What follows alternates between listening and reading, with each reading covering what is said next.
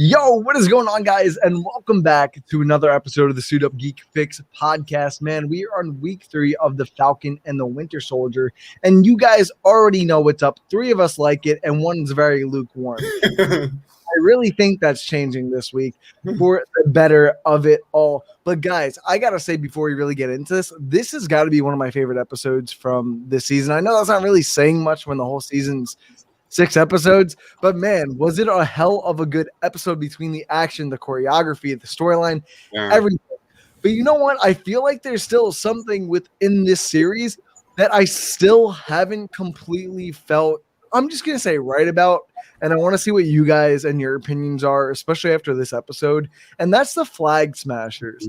I don't really find them to be a quote-unquote intriguing villain if that's what they're trying to go for. I'm not sure if they're going for a Baron Zemo kind of crossover at the end of the season, and maybe he was doing something behind the scenes, but that's getting like really far into it, and more than likely isn't right, especially after WandaVision, knowing that theories don't mean very much at this point. But yeah, guys, I just want to get your general consensus. Oh my God, I hate the word consensus. I always mess it up. What are your general consensus on the Flag Smashers? I'm gonna go with AJ because he looks pretty invoked right now. You always go to me first. Yeah, bro, you just make the faces. You gotta stop making the faces. Fair enough. Okay. Yeah, I'm with you on this. I'm not very sure about the Flag Smashers just yet. I do like that they're not the twirling mustache type of villain, which is cool, I guess. It's sure, why not? What was that one line the guy said that they're calling you Robin Hood? I was like, okay, cool. Of course they are. Yeah, so steal from the rich, feed the poor. Yeah, their motivation isn't, I guess it's good, but it's not convincing. I don't know how to explain it. I'm just not a big fan of what they're doing right now. I'm more interested in Baron Zemo's alternative plan from Bucky and Sam's. That's why I'm more concerned with than the Flag Smashers ultimately. Yeah, the Flag Smashers in this episode definitely feel pretty sidelined, and I feel like they kind of have the entire season so far. And like I said, 6 episodes in a season, and they just introduced like easily like one of the cooler villains or one of the more notable villains in the MCU, and that's fucking Zemo, as they're just grooving out next to me just like Zemo. Bro, clearly jail and prison has done some good for you. Wait, who did the dance better? Was it Tobey Maguire or Zemo? Oh man, dude, that's hard. I'm gonna say Tobey Maguire. His goofy ass down. And I love Spider-Man. Like, I'm gonna say Maguire Zemo is suave as a motherfucker. Like with the fur coat. Come on now. With the long fur black coat. Oh, he was just pimping out. He has swagger like a episode. No, continue though. What are your thoughts on like the Flag Smashers? Flag Smashers feel like filler at this point. Yeah. First though, let's be real. I said it from the beginning. I said it on Cinespection. I didn't see them as the villain of the show. I liked how they're giving you like a gray area, just how like the heroes have a lot of gray area. We saw Baron Zemo touch on that you can't have the heroes without bringing up the flaws. I like this side of the villains too, because there's a little bit of an unknown mystery about the Flag Smashers, but you can't deny it, man. It just feels like a lot of filler. Like, give us the Sam and Bucky dynamic. Give us more Zemo. Give us more Sharon Carter. I think the sole point of the Flag Smashers is to eventually, I think, get John Walker there, and he's eventually going to get the serum. I think that's really going to be that device there. So the villains are definitely Baron Zemo, definitely John Walker, and I don't even know what this power broker person is. It could be Sharon Carter. Who knows? But that's my 2 cents on it. I don't like it either. I think it's just a filler. I think the Flag Smashers are a useful filler. It just helps us tie us in what's been happening within the 5-year time gap, which I think makes sense for Falcon and Winter Soldier. So I am going to change my thoughts on Flag Smashers right now, just because I think it's still filler, but I think it's a useful filler that helps us tie in what's been happening with between Endgame and WandaVision and Falcon and Winter Soldier. But like, I don't feel like that it's not useful filler. I just don't find the characters very intriguing. Like, I don't find myself asking why the way that they are, especially after knowing that the whole big thing of the Flag Smashers is they just want to go back to a blip world. They're not really villains. I think that's the issue what we all have right now. They're not really villains. They're more anti-heroes. It's just like, I don't find them very interesting more than anything. I think that's just the biggest problem. I don't know if it's that main chick. I don't remember her name. I don't know if it's her acting, her writing, or whatever it is. But like, I don't know. I just don't find it her. I mean, they act like any other vigilante out there. They act like the Punisher. They act like but any vigilante, any anti-hero. I feel like with this episode, you see in the girl's eyes that she just kills anybody. Deebs, you're muted. Yeah. No, but like, yeah, I just feel like, especially at the end of this episode, you see that she's more of the ruthless. I don't want to say killer yet, but she's more ruthless than an anti-hero. She doesn't care about the civilians or the people, the casualties. Whatever she needs to do to get to her objective, she'll do and push anyone apart. I feel like with anti-heroes, but that's the definition of an anti-hero. No, it's not. I feel like an anti-hero does good and bad. She's just doing bad for what works for her. She is technically doing good, though. But you can say that for any villain at that point. No, not true. Go on. Sorry. Yeah, go low. You're good. So not to totally derail the conversation, but I was fanboying over our show a week ago. I was kind of like playing our last episode in the car like I would any other podcast. Great job, everybody. Rye especially, man. You had a lot of great points. AJ, you too. It's good to know that like our thoughts are coming through concisely through a normal listen. And I feel like I was like all over the place last week, and I feel like I didn't acknowledge that enough.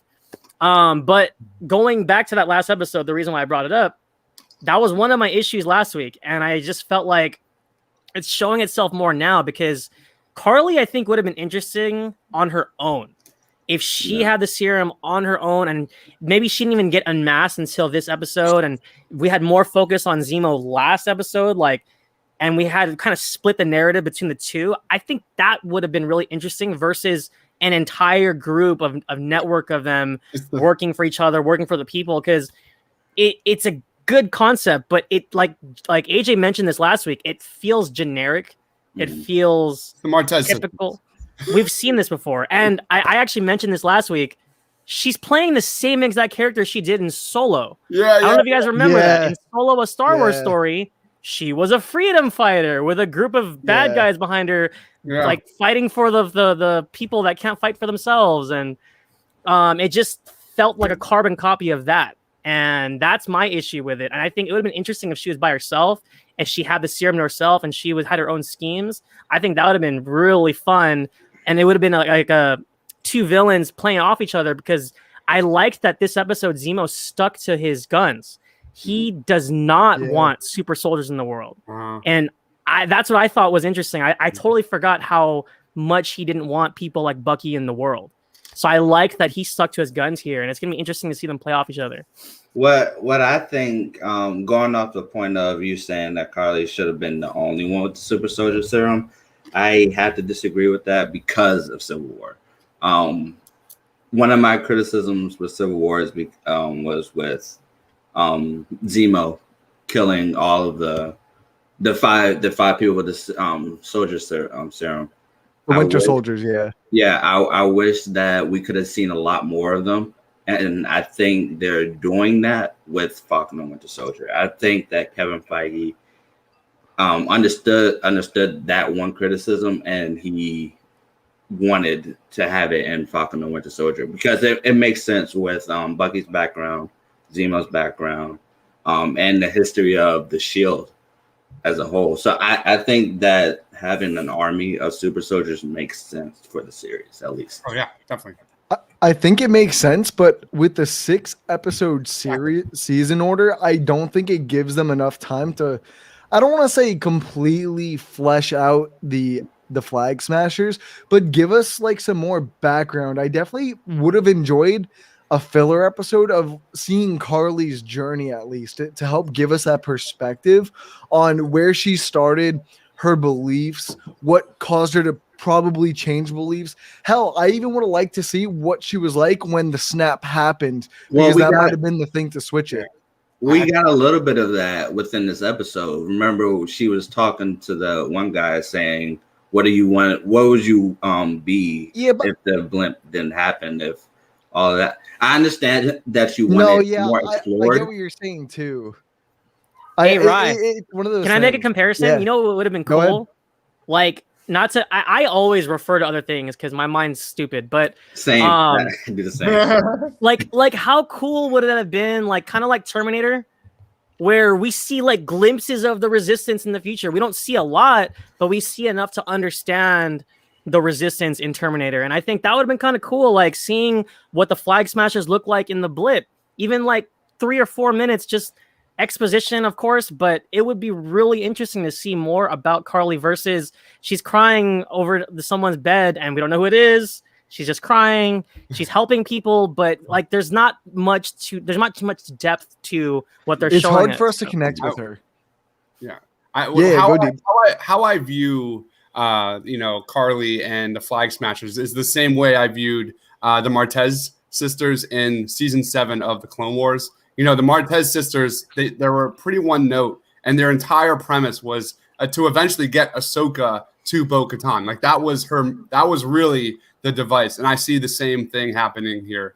Eventually, that is the tool that'll get John Walker and Sam and Bucky together. And eventually, I do predict that John Walker will take the serum, and that's going to go very wrong. And that's like my prediction. I think that's all this is.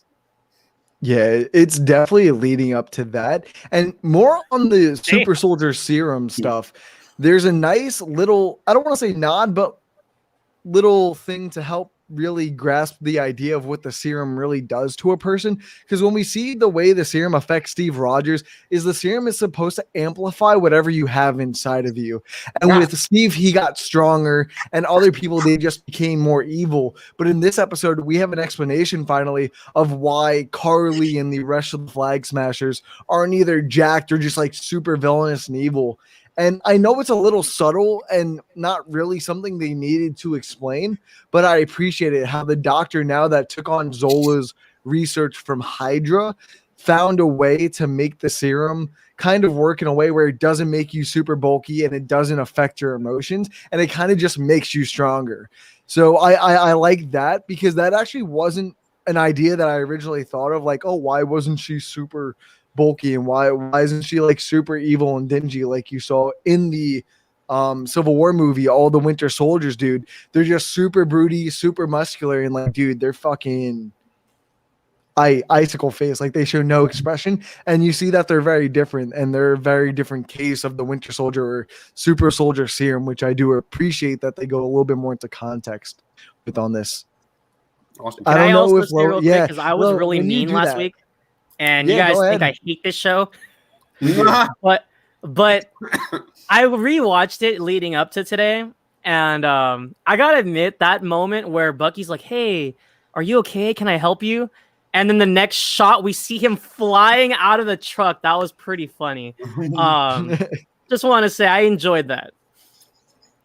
No, definitely. This show's got the comedy down to a fucking T, because every episode with just their interactions between Bucky and Sam is just hilarious. And to go along with that, I never thought that Bucky and Zemo would have a great chemistry together.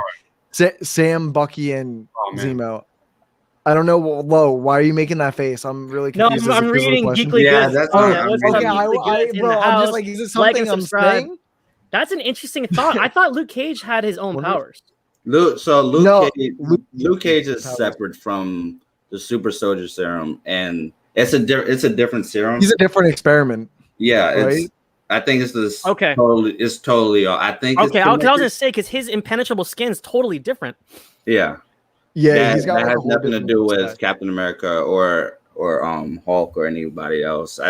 It's Luke Cage, Wolverine, Captain. They all have, and Winter Soldier. They all have different serums within them, but they react. I would say almost the same, where you just gain like super strength and stuff like that. But with Luke Cage, he gained what is it? Impervious skin. Yeah. So Yeah. they're different. that- I think with the MCU though, I think Winter Soldier and Captain America do have the same serum. I don't think they did anything different, unlike the comics. I'm not 100% sure on that one though. I think they used the same serum on Bucky because I watched Winter Soldier a few weeks ago, like 2 or 3 weeks ago, and Zola mentioned something about just giving him the same serum because he was their first ever test subject. He was the first Winter Soldier out of the Winter Soldier program. But I honestly, I could be mistaken, but that's what I remember at least. But dude, I want to say it's super good to see Zemo back. He was a highlight of Civil War, and he was the shit, why am I forgetting his name? Villain of Black Panther. Why am I forgetting his name? Killmonger, yeah. He was the Killmonger before Killmonger. He was like the first non-super person to like really question not only the Avengers, but the audience on what's right and what's wrong, their own ideology and how we might see that ideology, but to us, we might do it a little bit differently on how we'd go at it. And to see him come back, and dude, he fits into the role of Zemo so well. The way they all three of them bounce off each other was also perfect in this show. And having Sharon Carter come in, dude, I'm gonna say it felt a little forced to have her come in all of a sudden, but I really liked her appearance in the show. I don't know if anyone agrees with me on that. I thought it was terrific. I didn't think it was forced. Yeah, I think the way they introduced her was perfect, especially since they already acknowledged that she went on the run because she didn't disappear. No, yeah, the blimp. So she just left America and went somewhere else. And to have her, what was the city calling it? I can't remember the city's name. Madripoor, yes. Or something. Madripoor. Madripoor. And the fun fact on that. We need to talk about that eventually. Yeah, fun fact on that. Wolverine is deeply connected to that place. Yes, man, let's go. I love how Kevin Feige wanted to just quickly introduce us to that. So we actually might get X-Men. We might get X-Men and Wolverine sooner than we think because of this reference. I believe, at least. Love it. I mean, Opinionitis in the house. What? Give him a like. I mean, give him a follow. Great dude. What's up, Gabe? Didn't they pretty much like confirm an X-Men movie in the works though under a different title like a few weeks ago? So honestly, it just seems like it makes sense that they start teasing with at least places, because it just seems like with big characters, that's sort of what they do first. They tease like a big location that the character is known from. Like, I think the biggest one is when they started teasing Black Panther, bro, left and right, they were saying Wakanda, Wakanda, Wakanda. On the screen, it was Wakanda. So I feel like this is just that small nod to Wolverine that we're eventually going to get to. Yeah, Deebs. I'm obviously a huge Star Wars nerd, and not to throw another Star Wars reference, but that was my vibe. I loved Mandrapore. I loved how it had this like very John Wick-esque tone. Yes, like the underbelly of Mandrapore, I felt was like watching Ahsoka visit the underbelly of Coruscant, and that was a really cool moment. Talk about Martez sisters. It's literally the same episode 5 in season 7. So I just thought that I just got a lot of Star Wars in this episode for the best, and John Wick. So you have the Clone Wars, Dave Filoni, then you've got John Wick. I think the same writer actually did the episode, right? Yeah. Hey, so just to piggyback on that, when Zemo was like, yeah, there's Hightown. We won't have many friends there, but where we're going is Lowtown. Same energy as, Mos Eisley, a cantina full of scum and villainy. Like it had that same energy. Like you'll find no other place full of scum. Like Man, yeah, dude, that was definitely a highlight of the show. I really like the way that they visualized it. I really like the type of neon cyberpunkish type theme where everything's just neon signs. It just looks super futuristic. I don't know why. I just really like that design, and I think it fits well for the show. And this is the first time we really see them go into like their spy form. Bucky goes back in as the Winter Soldier. No one knows that he's not brainwashed anymore. And then Falcon just playing what was the dude's name that Smiling he was trying to Tiger. Smiling Tiger. Yeah. I love it. I love it. Much. With the pimp suit. In the comics, he actually has a little bit of that too. So that was really, really funny. I can't run in these heels, man. Oh my god, that entire scene was perfect. Just them brawling in the club, and then Sam gets a call from his sister, and then I'm just like, man, watch them kind of accidentally like play it off where she doesn't mention his name until the last second, and that's exactly what happens. And I just thought it was a funny scene, and you see Sam, Bucky, and everyone's face was like, well, fuck you. Hey, real They're quick, just like, wasn't it so fun to see Falcon react to like how Bucky really could be? Because he was like, "Are you good?" Because like Bucky was wrecking shop, and like he had the face on. He was like Terminator mode, really and went Bucky, into Sam was like, "Yes." Sam was like, "Wait a minute, like, is that what you do?" Like, I want to speak on that real quick.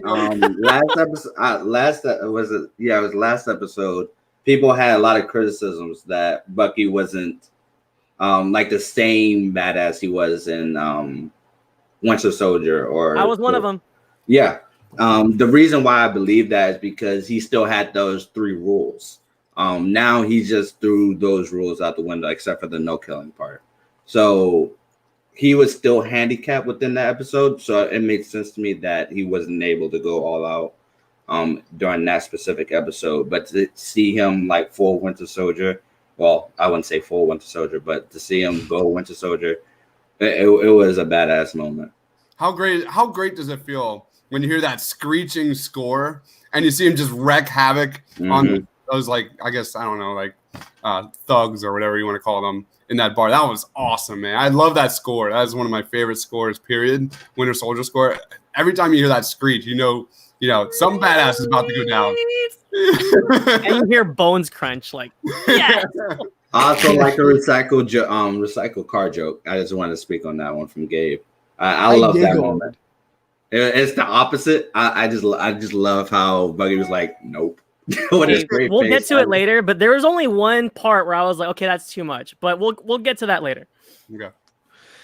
No, yeah, dude. I think this entire scene, like what you guys said with his face changing, you can definitely tell he went more into the Winter Soldier mode than the Bucky beating the shit out of people. Because you can tell that he still is the Winter Soldier on the inside. It's one of those things where you kind of have to take it out of its cage in order for it to run free. And that's exactly what the Winter Soldier is. The Winter Soldier is just locked up within Bucky now, and whenever he's told to go free or is open up, bro, goes for it. He pays no mind to it because that's what he's known up until he went to Wakanda at the end of Civil War. Like, so I think that just speaks multitudes to the character progression. Did anyone sense a little foreshadowing there at all? Literally from the jump, first meeting between Zemo and Bucky, Zemo made it pretty clear that there's something still in there. And anybody think that Bucky could, return to form here as the Winter Soldier? I think Zemo, this is going to be a finale thing. I think Zemo or someone's going to do something to make Bucky turn in his head. Whether he wants to do it or not, he's gonna pull out you don't think so, Lo? And I think I don't like it. I'm doing the John C. Reilly. I don't like it. No, dude. I think that's what's gonna be a major fight. I think it's gonna be a Bucky versus Sam fight in the season finale because no way. I don't think you guys don't think. Okay, Bucky beat no Bucky. Thanks. Like I can't handle that. I think it's gonna happen, but you know what? I'm probably wrong. Please no. I don't see him, for me, I don't see him going back to being brainwashed or anything. I think that storyline is just done with right now. I agree. But to speak on him going back to inform, I do believe that because he never lost it. He still has it.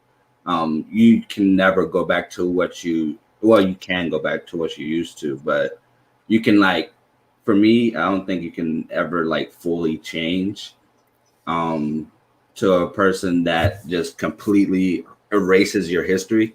I think there's always that little part of you that that's always there no matter what. Mm-hmm. So that was just a little hint of that. So for me, I don't believe that he was ever going to be brainwashed or going up against Sam or anything, because Sam, let's be honest, Sam would get his ass whooped instantly, regardless. So that's what I think this is building towards. Is Bucky and Sam versus John Walker with Baron Zemo. He's got something in the works. There's something going on. I want that. Before he was even an Avenger, Sam got his ass kicked by Crossbones. Yeah, he did. And Ant-Man. Yeah, he did. And Ant-Man. No, he didn't. That was just honestly, that was just an audition. He only won against Crossbones because he was lucky enough to jump out of the falling building on time. Let's be real. He probably would have been scorched if kicking his ass, dude. Yeah, exactly. He definitely did not win those fights, but he definitely got better over the years. He did get better over the years, but now, dude, this is the episode where I don't think I'll ever get over this. My non-existent girlfriend, Sharon Carter, comes into the picture. Dude, looking gorgeous as ever, just dying slowly over here in fandom. Happy to see her back, man, because obviously it's been since Civil War. She betrayed her country by giving back Sam his wings, Cap his shield, and helping out Team Cap in that movie. And in this show, we found out she's on the run for that, but she didn't get, I don't want to say the luxuries as Sam and Cap did, but she also didn't have the same the events of everything fall out in her favor. So did she ever mention if she got blipped? I might have missed that because I don't think that. No, she did not. Okay, she did not. Okay, so bro, she's been on the run for 7 years at this point. And she also developed herself as an underworld boss. She did. Put in work. She runs a whole nightclub, dude. It's crazy to see her go from where she was in Civil War at Peggy's funeral and just telling Steve who she is. And now she's just an underworld crime boss in Germany owning a club. Sharon Carter series. Here we go. That'd be awesome. That would be awesome. Agent 13. I think that's the point of this. I think the point of this is there's so many. We've seen a ton of Winter Soldier references. I thought there were more Civil War references in the show and this episode specifically. And I think that's the point of Sharon Carter's role here. I love that they're exploring what the ramifications of the blip. She got the short end of the stick. Oh my God. But really, I think the point of Sharon Carter being the boss of this underbelly shows you that thin line of how one person can be a hero and one person can be a villain. That's my take on that. Mm-hmm. Yeah, dude. She honestly, going back to seeing how she fought in this episode, completely different from the 2016 Sharon Carter. She is much more brutal and lethal. Bro, she straight up just kills people in this show. She uses people as body bullet shields. I'm just oh shit, you can kill me if you want to, honey. Please chill the fuck out. I can only deal with so much of you at once. But that's also when we find out how the super soldier serum has been made. And it goes back to Elias, the second Captain America, if you want to call him that. The second Captain America, Isaiah, not Elias.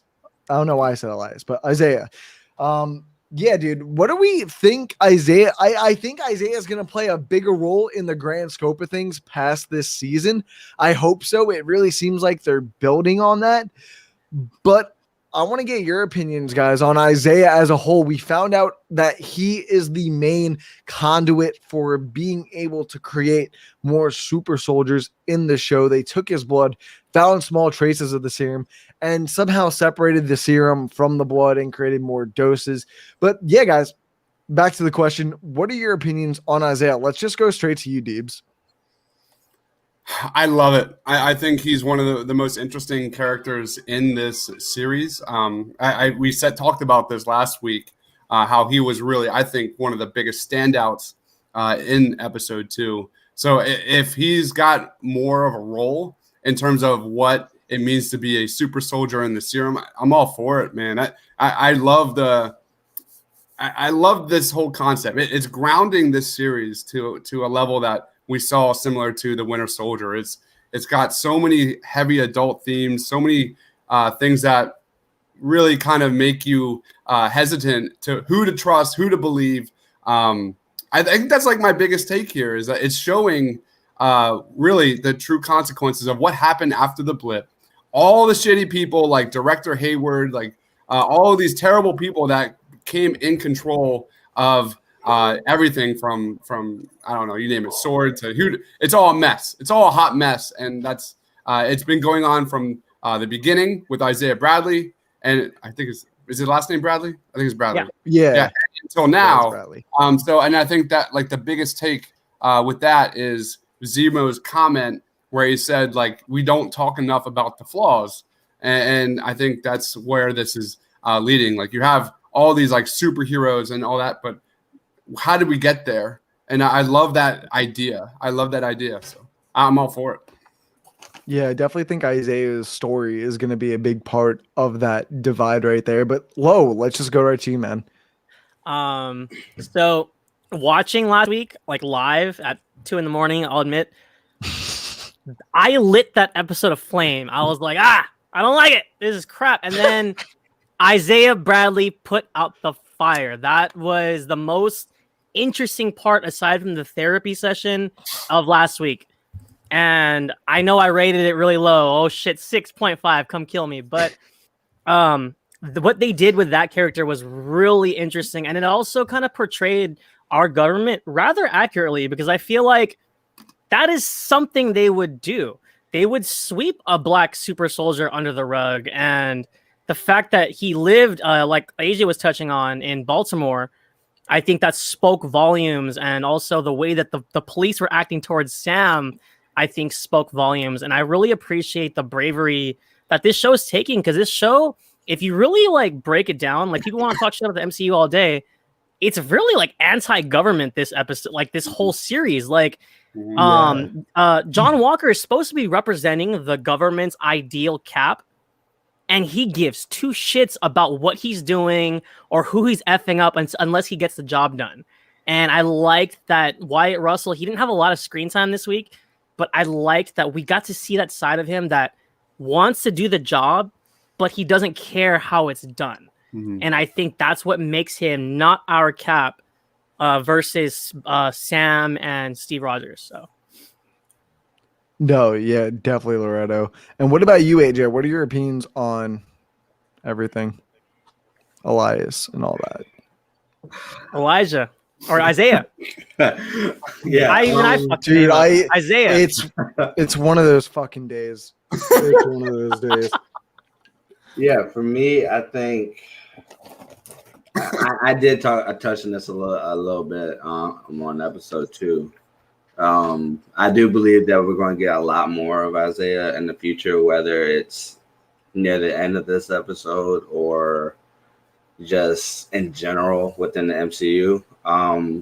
Going on the second Captain America, and then we're going to go with Patriot, I feel like, soon. There's a lot to go by on this. So for me, I love what they're doing with the Isaiah character. but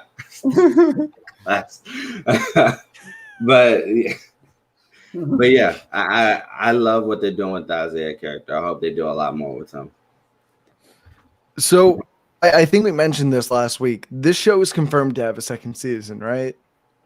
Is that true? Okay, no, it's not confirmed.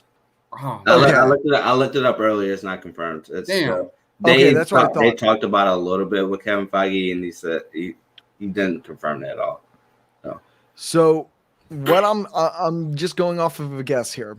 If we get a Falcon and the Winter Soldier season 2 or another Captain America film with Sam as Captain America, I definitely see them going the route of having Isaiah Bradley be one of the focal points, because as we've seen, once Sam found out about Isaiah, he kind of just wants to go to him and ask him more questions and find answers, because he's just been this an American secret up until this point. Like, how the fuck do you keep a super soldier like Isaiah Bradley secret? How does the government keep him hidden? Why didn't he speak up? What really went wrong there?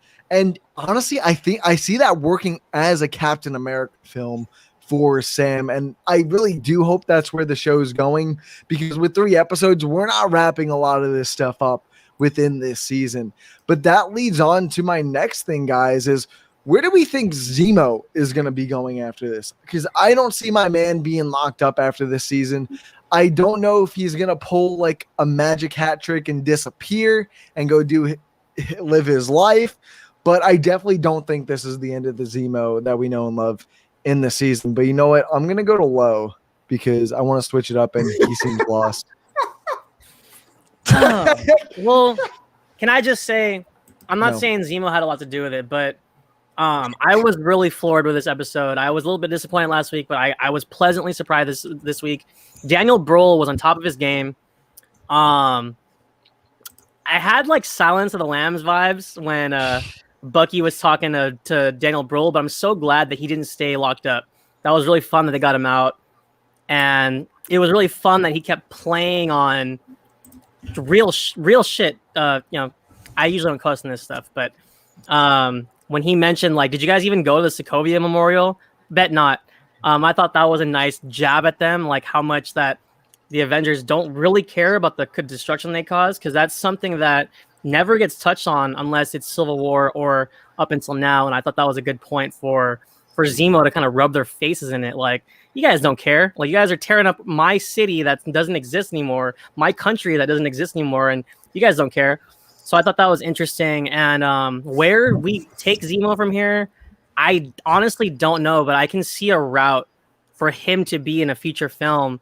I hope that Sam takes up the mantle. And if this show ends, if we get a Captain America film as with Anthony Mackie as Sam Wilson as Captain America, that would be fantastic. But we're not quite there yet. So I think it's a little bit too early to tell what we do with Zemo from this point. No, yeah, definitely agree. I don't see him going anywhere in the MCU, though. Daniel Bruhl is such a great actor, and I feel like he really made Zemo into something in Civil War, and they're really just building off it, especially when he gets jiggy with it. Like those dance moves, dude, he definitely learned them from the guard there. He did not learn them on his own. But, Deebs, what are your thoughts on Zemo and his introduction in this episode? It was awesome. I love how, Zemo wasted no time. This first freaking second he saw Bucky walk in, he gave him the code. Like, do you guys never realize that? Like, dude, he's ruthless, man. He's absolutely ruthless. I like how they kind of changed the character a little bit to make it more comic book accurate. I thought that was awesome. They made him a Baron. I think that makes he's royalty. I think that makes him more threatening. Now he's like Batman. Now he's got like all these resources, and I think that makes him all the more intimidating.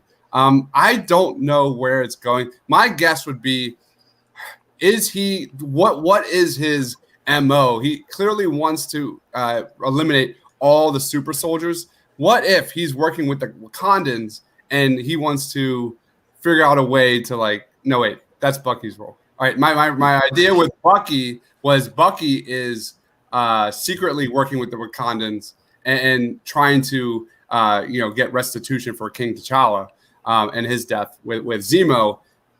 I think it's symbolic for how fractured the MCU is at this point. You have so much is being built on trust, and you have all these different characters kind of doing their own thing.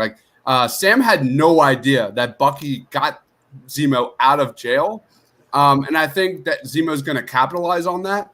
That everyone's kind of doing their own thing. Sharon's like a lone wolf. She's exiled. You have all these characters, and I think Zemo's role is eventually to force everyone to come together, and that's the only way they're going to eventually defeat not only the Flag Smashers, but John Walker once he gets the Super Soldier Serum. So I don't know exactly what he's up to yet. Like Lo said, I think it's a little too early. But there's no doubt, there's absolutely, without a doubt, that he's got something going on, and he's definitely pulling some strings in terms of it's going to go circle back to Bucky, 100%. Yeah, I definitely like in this episode more so than I'd say Winter Soldier. I feel like in this episode, he always feels like he's ahead of Bucky and Sam. Like, we're obviously not supposed to trust him, but I oddly trust him at the same time, and we get some of that. We see him run off once they get into the gunfight and all that, but he comes back, and that's where we get the awesome recycled car joke. But that's besides. I want to bring up one thing, just to kind of emphasize what I just meant by that. You guys saw in the beginning where you look at Winter Soldier and Civil War, and remember that comment at the very end when it's Sam and Steve, and I believe Sam said, when did we start? You had that same comment here in this episode, but with Zemo. I think there's a reasoning behind that, and I think it's just to kind of exacerbate, how fractured, lines are blurred right now in terms of good guy versus bad guy, if that makes sense. No, yeah, you touch on a good thing, because in this point, Sam just feels like everything is better in his hands because of that simple fact is no one's really trustworthy after coming back from the blip. The government's in disarray, swords in disarray, even other countries are in disarray as it seems. But AJ, what are your thoughts and opinions on Zemo in this episode? Yeah, I loved everything with Zemo in it. You guys touched on a lot of points that I really loved. Just the chemistry between Sam and Bucky. I love them three together. They fit perfectly together. Speaking on his alternative motives, it's hard to say, which is good for us since we don't know anything, and it's a good surprise. Yeah. Which is awesome. A lot of people say that he's an underrated character. I 100% agree with that. Yeah, he's most definitely top 3 within the MCU. Nice. I do want to say that I have a theory on how to keep him in the MCU after Falcon and Winter Soldier, and I will actually put him in. I'll probably put him in Hawkeye as well. I think either Hawkeye or what was that other one? I can't remember the other one, but I do think that he will fit well. Oh, Thunderbolts. I do think that they will create the Thunderbolts. Especially, I do believe that Ross is connected to everything that's happening in Falcon and Winter Soldier. Actually, I wouldn't be surprised if he's the what was it again? The power broker. Yeah, the power. I wouldn't be surprised that he's like connected to the power broker specifically, or is the power broker. I think that would be a cool way to connect him with everything else, especially since he is deeply connected to the serum, not the Winter Soldier serum or the Captain America serum, but with Hulk, and which that will lead into She-Hulk. So, like I said, there's a lot of ways you could connect Falcon and Winter Soldier with multiple series, much like connect WandaVision with multiple series of movies. It's just going to lead to a deep rabbit hole for me. So I think there's a lot of ways you can integrate Zemo within the future without killing him off. I don't want him to die. I want him to become the Loki, which he is becoming. I really do love that. I think Bucky has a bigger chance of sacrificing himself than Zemo dying. Is that fair? Yeah. I definitely see Bucky coming to an end soon, if not in this project, possibly the next project. I don't know who tweeted it, but I think it was either the 10th year. Yeah, this is the 10th anniversary of Sebastian Stan playing that character. Wow. So I honestly just see his time coming up pretty soon. I can't imagine that him going longer than any of the Avengers like Captain America, Iron Man, and all of them. I feel like there is a time limit for how long someone will be in this massive universe with all these massive characters. And you know what? The Falcon and the Winter Soldier, he's secondary still at this point. He's never been a primary focus. I mean, when you look at it story-wise, he was the primary focus of the Winter Soldier, Civil War, and all the real Captain America movies, but like he's never had the title role. You can fight that with this show, but his name isn't first, is what I'm trying to get at. So I can see them pushing him aside by killing him at the end of the show. Maybe he will make that sacrifice to make him feel at peace with what he's done and not living in a world with Steve anymore, who is the last person that was connected to his past. And now it's kind of like he's this person walking in this endless void of something he doesn't know or recognize. And it seems like he'll never feel like that. He'll never feel like he used to.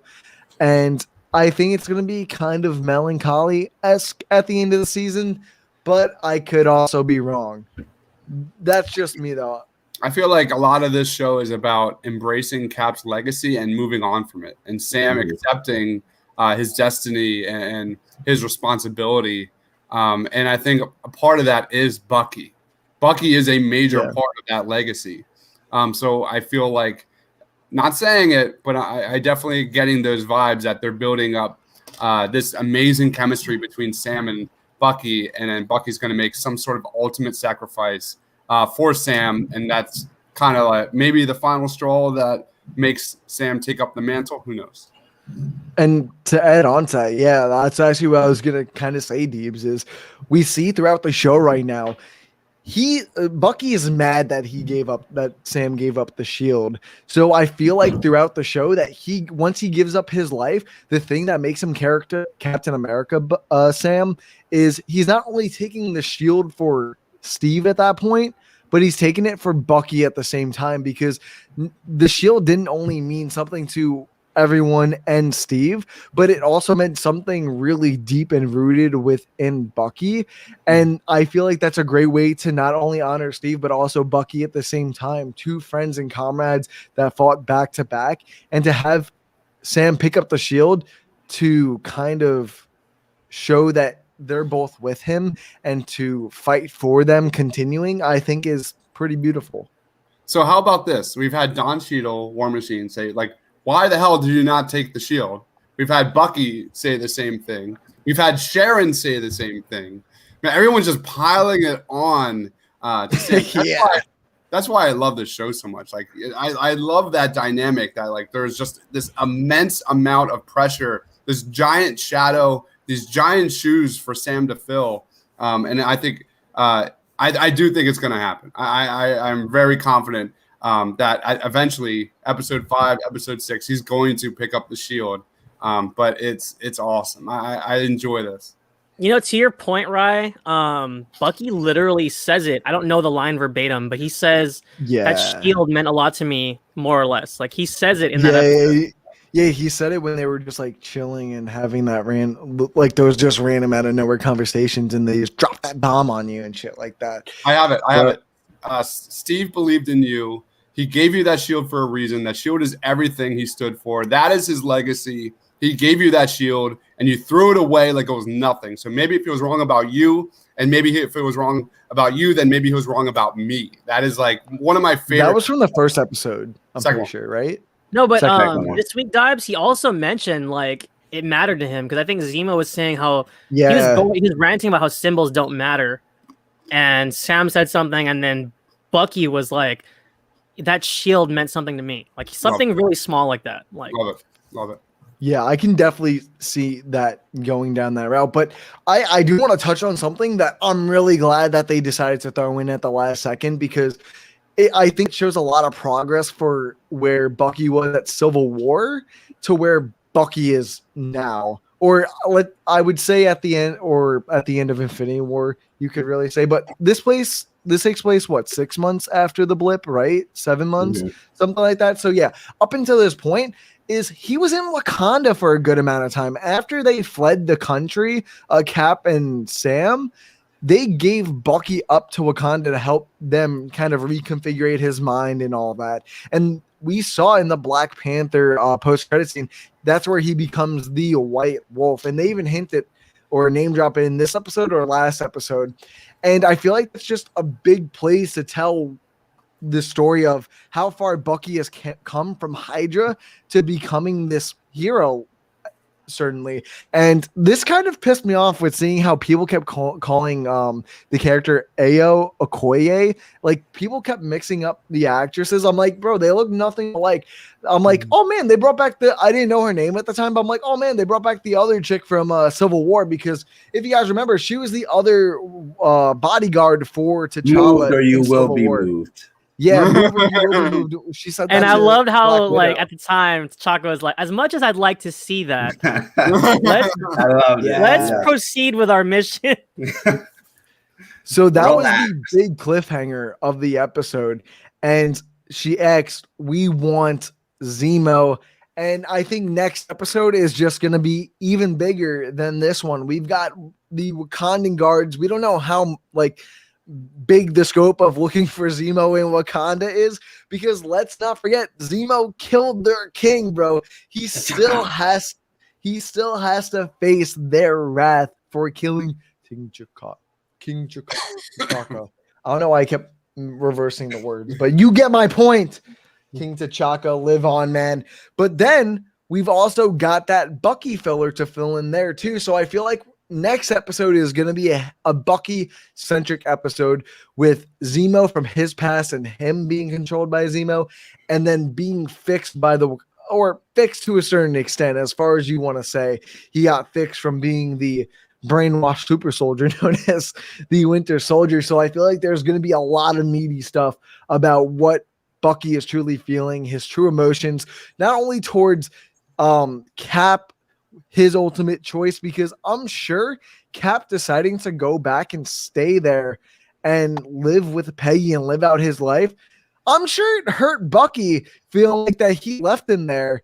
And sure, to Bucky it was like a few seconds more or less, but for Steve, he kind of lived the rest of his life without his best friend that he fought all this time for. So I feel like there's just a lot of that to really dig into, but I definitely want to get more of your opinions on it, Deebs. I see you're saying, yeah, I feel like you got some thoughts on this. I think you're right on it, man. I think you're absolutely right on it. That makes a lot of sense to deep dive a little bit more into Bucky. I do think that, everyone kind of has their own agenda here, just to show you how fractured the MCU is at this point.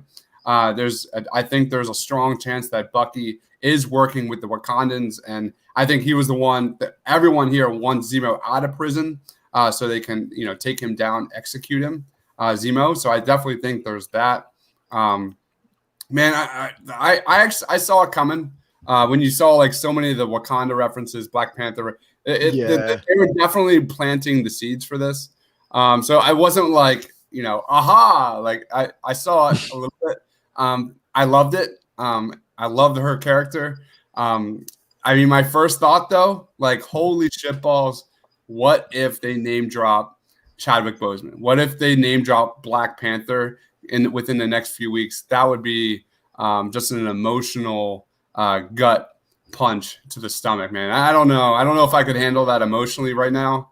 But that was like my first thought. Wow. What if? I'm glad you mentioned that, Deebs. I kind of like goes into a question whether, do you think they're gonna start setting the seeds towards his disappearance, T'Challa's disappearance in the second Black Panther film? Do you think that they're gonna start laying those seeds for, oh man, he might have disappeared, and then that kind of leads into the second film of them trying to figure out what happens, because they've already got the script, they already know what's happening. So do you think that, Deebs? I think it's pretty likely, and I mean, we talked about having a funeral service for Captain America. For how many weeks? What if we got that for Chadwick Boseman, the Black Panther?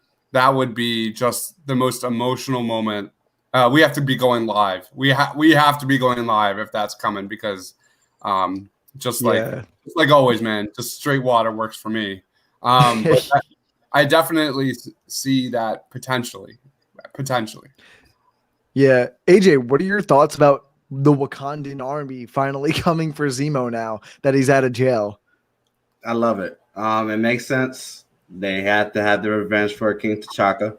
It makes total sense to me. Also, if that's true I hope that they're going to connect it with Black Panther 2, but if that's true, they're also going to connect it to the Wakanda series that's coming out as well, which I think is pretty cool. But yeah, I'm for me, it was a nice surprise to see AO back again after what was it? Was it Endgame? No, it was No, Civil War. Civil War, yes. Yeah. So that was cool. Also, the score, they did the score, the little score in that. Nice little touch on that. It felt so good. Honestly, I'm wanting to watch Black Panther after this. It got me really excited. Also, my shirt is greatness. So I love it. I love it. I love it. What about you, Loretto? What are your thoughts and opinions on Wakanda coming for Zemo? So fuck the internet because I accidentally saw a spoiler for that before I finished the episode. I watched half the episode and then I had to do work stuff. And I went on Twitter. I saw a picture of, oh, that's not Okoye, and I was just like, God damn it! Like, it was totally spoiled for me. But regardless, even just seeing the meme, it was a pleasant surprise for me. I didn't really see that coming. So good on you, Dibes.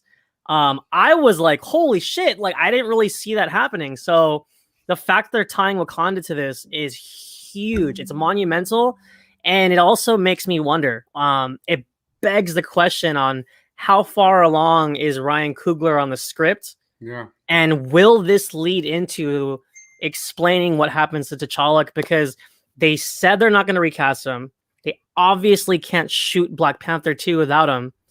So I'm wondering if they're building up to a way to explain why he's gone. And it breaks my heart. But at the same time, if this is the means to the end for him, and if they do it respectfully, like Kevin Feige and Ryan Coogler were saying, I hope this is the route that we're going. And it has to be off screen, obviously, but if they can make enough sense of what happened to T'Challa, I'm willing to see that. And just one more thing about Wakandan justice. Black Panther, T'Chaka was ready to kill his brother. He did kill his brother for his crimes against Wakanda in Oakland, California. And in Korea, T'Chaka was ready to kill Claw the same exact way. And Okoye was like, the world is watching, but that's the Wakandan way. And I think that's really cool that they show up here in the middle of like wherever the hell they are in Europe. They're ready for Zemo because that's the Wakandan way so far. There's no borders or limits to Wakandan justice. And I love that they brought that into this show. So. Yeah, and to add on to that before we get to our final scores, I definitely am kind of curious to know what Wakanda was like during the blip too. So I hope they kind of go into, I'm not sure they're going to go into in this show, obviously, but definitely heavily more in the Black Panther 2, in the Black Panther sequel, which I'm really excited about. But man, guys. That's huge, bro, because yeah, I always forget that he was dusted, dude. Yeah, he was. He was. So imagine what Wakanda was feeling, right? Like, well, dude, we'll most likely get that in the Wakanda series instead of Black Panther 2. You think? Yeah. Okay. What was I think Black Panther 2 is going to focus on the future of the MCU, while the Wakanda series is going to focus on that 5 to 7 year time gap. Okay. That's what I believe, at least. What was the comment that Black Panther T'Challa had? I think it was to either Steve Rogers. They were in the car. This was Civil War, and he was like, "How long do you think you can protect him from me?" Did anyone else comment? So it's just justice is a bitch. So there it is. Dude, Justice is a bitch, but I want to give compliments because Zemo's mask looks fucking sick with that trench coat he's got on, dude. He looks like a badass, I must say. But dude, this is easily, without a doubt, the best episode in the season so far. I'm just gonna give my grade real quick, guys. I'm gonna give this a solid 9.5 out of 10, dude. I thought the action was great. I thought the world building was perfect for what they were trying to do. They threw just a good amount of hints to the past that also build up to the future projects. I'm going to say plural because this is the MCU at this point. This probably just expands off into 20,000 other projects. But yeah, guys, I also love the dynamic between Sam, Bucky, and Zemo. I can't wait to see where they go in episode 4. I can't wait to see how the season ends. AJ, what would you grade this episode? 10 out of 10. 10 out of 10. 10,000 out of 10. That's all I'm going to say. Damn. Dude, I don't even want to act this because I feel like you're really about to disappoint us, Flo. What would you grade this episode? Think wisely, too. Think wisely about this. Wait, hold up. Did you say Flo or did you say low? No, Low. I said low. I said low. Hello. Hi there. So No. comparatively to my 6.5 last week, we are up to a 10. I agree. This is the best episode so far. I agree, Ryan. This surpassed the premiere in terms of the espionage that I wanted to see. Like Sam and Bucky on a mission in the murky waters of Mandrapore is what I wanted to see. I am here for that dark espionage stuff. And also my boy Zemo, who I thought they easily could have gave us Zemo last week. I know they wanted to build it up or whatever. That's the way the show is flowing. But Daniel Brühl is magnetic. He's charming. Has that little bit of humor, but that little bit of dark sadness to him that's perfect. And it's so good to see him back. So this episode was a 10 for me. And can I just say, Dark World is considered one of the worst films, but what was fun about Dark World was seeing Thor with Loki teaming up to escape Asgard. And one of my favorite X-Universe films was X2, X-Men United. I couldn't help but feel like Magneto and Professor X working together. That's the vibe I got. And I loved seeing Bucky at Zemo's throat. Like, don't you dare say that again. Mm-hmm. It kind of reminded me of like Ian McKellen as Magneto saying like to Rogue, we love what you've done with your hair. Like just starting shit and like talking shit to someone that you have a common interest, but you hate each other at the same time. That dynamic is so fun. So kudos to that. And the action was dynamic. AJ called this out earlier. He actually beat me to the punch. Sharon freaking Carter. Holy shit. Like I can watch her demolish those bounty hunters any day of the week. Flawless cinematography and choreography. It just looked gorgeous and she was awesome. Like, Black Widow shades, but she's definitely her own person and she can hold her own. Hats off to Sharon Carter. 10 out of 10. I loved it. Deebs, what about you, my man? What would you rank or rate this episode? It's not a 10. It's not a 10. When you say a 10, it's not better than Battle of the Bastards in Game of Thrones. It's not better than Blackwater in Game of Thrones. But we're not comparing it to other shows. We're comparing it to the episodes within its own series. No, that's not how I'm ranking. That's not how I'm ranking. I gotta have perspective. Like a 10 out of 10 is the greatest episode of all time. For me, I gave it a 9.3 in my review.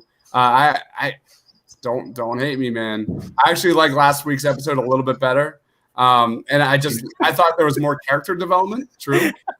I actually enjoyed it that much more. I love the small moments have always been to my heart, to my core. What I love about the MCU when you have the banter and the dynamic and Sam and Bucky having this super heartfelt moment. That's what I love. I love that. You guys are 100% right. It was absolutely a terrific episode. The score was in full effect. I'm a score guy. I loved, hearing the score with the Winter Soldier returning this week. I love the score. You mentioned it, AJ, with AO and Black Panther at the end there. There's just so many positives. We talk about Flag Smashers as filler. That's such a mild complaint. There are so many positives in this show, and it still is one of the best shows of my life. So I give it a 9.3, and I think that's pretty fair. No, yeah, 10 Deeps, I trillion definitely out of agree. 10. I changed my score to 10 trillion out of 10. Damn, AJ. Damn, you're going. Hey, actually, hella fast because I didn't get a chance to say it. But how cool was it that Zemo got out and Sam didn't know? I like the way they told it to us as an audience member. That was cool. Like Sam was like, "What did you do?" And then they're like retelling what happened, and Zemo's right there, and Sam was just like, "You broke him out, didn't you?" Another reference there was I felt similar vibes with Zemo coming like out of the shadows to what was that? Infinity War with Steve Rogers and his first introduction there in the subway. Did anyone of you get that? Like it was awesome. Chill. Man, guys, another week, another Marvel project, another Marvel show, and another fucking great conversation. But guys, let us know what you would rank and rate this show out of 10, ABC, whichever one you want. You know it's a good show, but we're curious to know what you think about it, what you like, what you dislike. And guys, don't forget to hit that like, comment, and subscribe button, especially if you're on the YouTubes and all that great stuff, guys. We appreciate you so much. And if you guys want to stay up to date with any schedule changes, any of our giveaways, do go follow our Twitter at the Suit Up Geek Fix podcast. Always tweeting there, always up to date. And guys, as per usual, we'll see you next week. Peace.